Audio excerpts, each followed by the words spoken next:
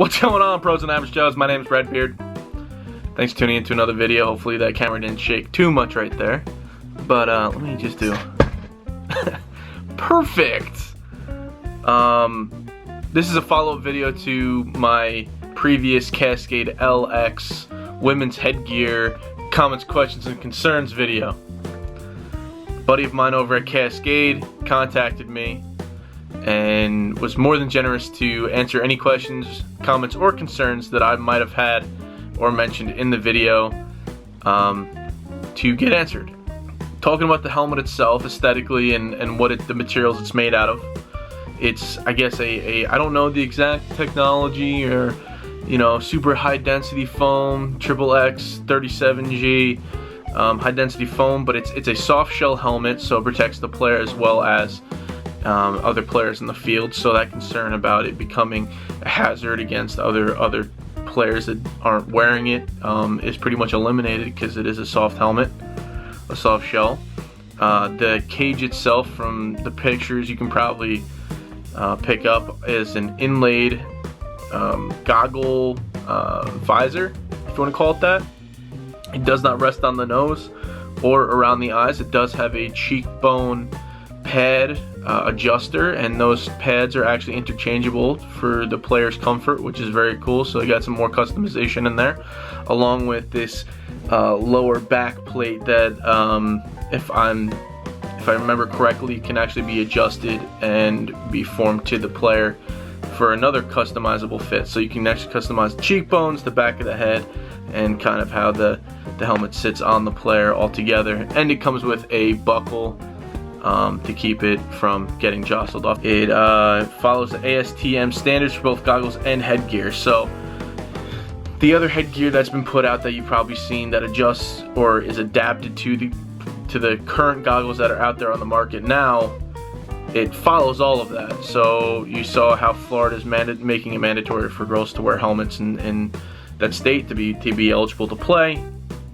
and pretty much eliminating the entire two-piece aspect of this accessory. It's not really accessory, it's a piece of equipment, and just molding it into one and making it one cohesive unit, which is really cool. Now you have like just one piece, and you don't have to buy two pieces and adjust, and you know, it's made for its purpose, not to be adjusted or adapted like the two pieces are. The price point of it, I believe, is $149.99, so around 150 bucks, and compared to some of the goggles that are out there now that run on upwards of 125 bucks, it really doesn't beat it. Like, I mean, to go out and buy something for 150 bucks that will protect your entire dome piece, rather than just a pair of goggles that you know you're gonna get slashed in the face or get a ball across the forehead, you know, I'd spend the extra 30 bucks, which is pretty fair. Now, from talking to him, there are going to be a whole bunch of different colors and color schemes and availability to players, teams, customizability, which is really cool. Very similar to their men's line, which is great, and that continuity between the two is fantastic. One of the biggest questions that I had for him was, do you think this is going to change the way the game is going to be played, and is it going to change the rules?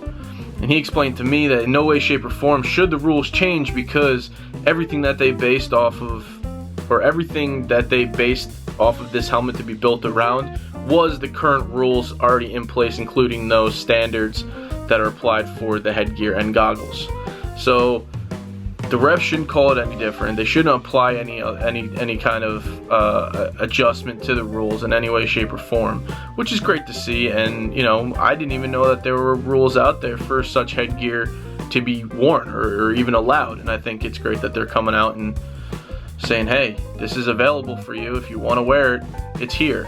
And that was the other point that he explained to me. He's like, you know, they want to create something that's available for them to wear if they feel that they need an extra piece of protection. One other thing that he pointed me to, and just to kind of take a look at and get a grasp on where Cascade was coming from, was a video from an Australian short film, and how their national team and their national leagues, kind of some agreed and some opposed the wearing of helmets. I'm going to leave those in the description below, and you guys can check that out after this video and kind of get a wrap your head around, you know, this isn't something new. This isn't something that, you know, all of a sudden girls are afraid of getting hit in the head or are concerned for their safety with these stray balls and stray checks. This short film, I think, was taking place maybe in the mid-90s, so, you know, almost, you know, 10-15 years ago. That's a long time. That's it for now, guys. I'm going to leave all the information I can find down below. This was not a paid sponsor or endorsed by Cascade in any way, shape, or form. This was something I wanted to bring to a head to you guys, and my buddy over at Cascade was very generous, again, like I mentioned at the beginning of the video, to kind of give me a brief lowdown on the helmet itself. And hope you guys enjoyed. Don't forget to like, comment, and subscribe. And as always, hope to see you out there.